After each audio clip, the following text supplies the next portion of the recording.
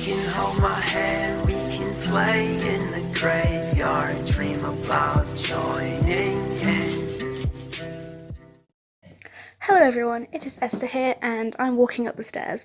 But also today I've decided to do a thing where I try and watch like at least a film every day, or like, I don't know, maybe I'll do like a film every couple of days or something. But yeah, you know what I mean.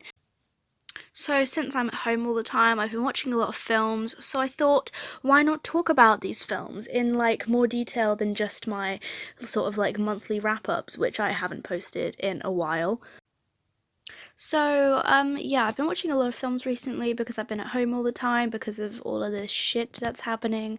If you want to watch a sort of like list of films to watch in quarantine video, I have done one and I'll probably link it somewhere, maybe in the description, if I remember. I'm a very bad YouTuber.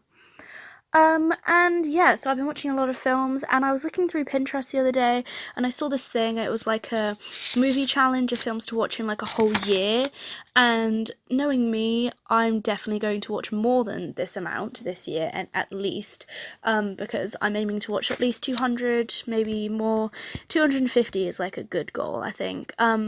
So yeah, I'm going to be trying to watch as many films as I can, and I'm going to try and like stick to this sort of guideline of like a list of prompts, I guess. And then also every day I'm going to be, well, every day that I make these videos at least, I'm not trying to do this daily. I'm just going to do this, you know, as and when, just seeing how it goes, because I might be too busy one day.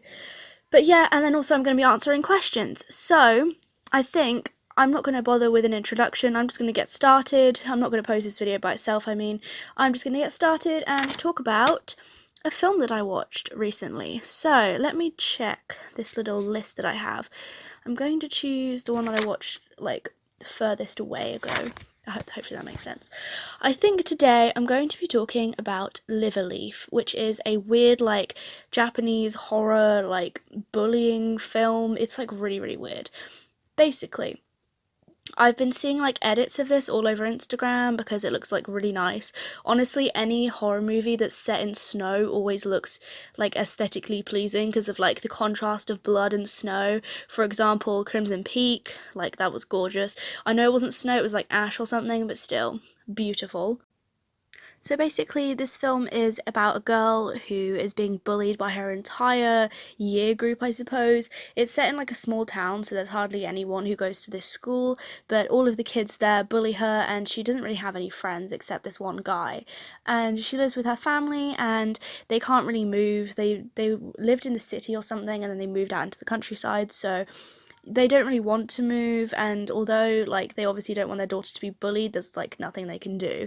And then all of a sudden it gets too far. Then all of a sudden she doesn't go into school, and these bullies need someone else to bully, so they turn to another sort of unpopular girl and they decide that they want to start bullying her, so they cut all of her hair off.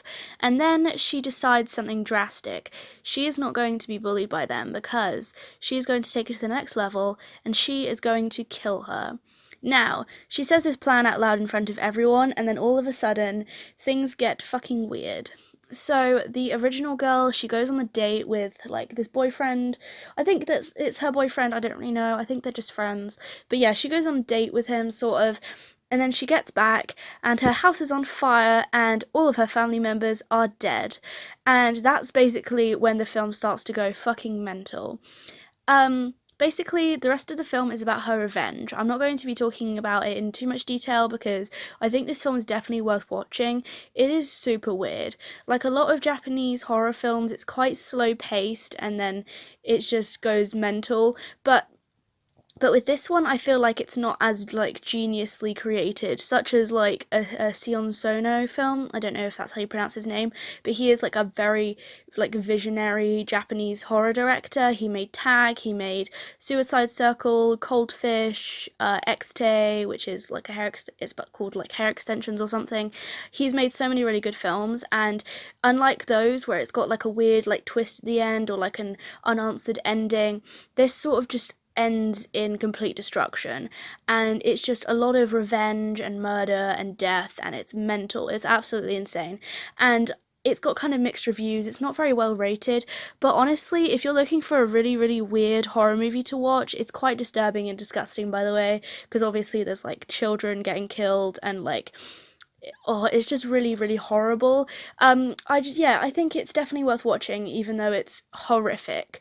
So yeah, that was today's film, and today's question is, what was the last film that you watched? And for me, the last film I watched was Titanic. Me and my family decided we just felt like watching it. My younger brother had never seen it before, so yeah, we decided to watch Titanic together, and it was fantastic. And I absolutely loved it, and I cried. So yeah, that was my film and my question of the day. I hope you guys enjoyed. I will see you guys later. Goodbye. Hush me.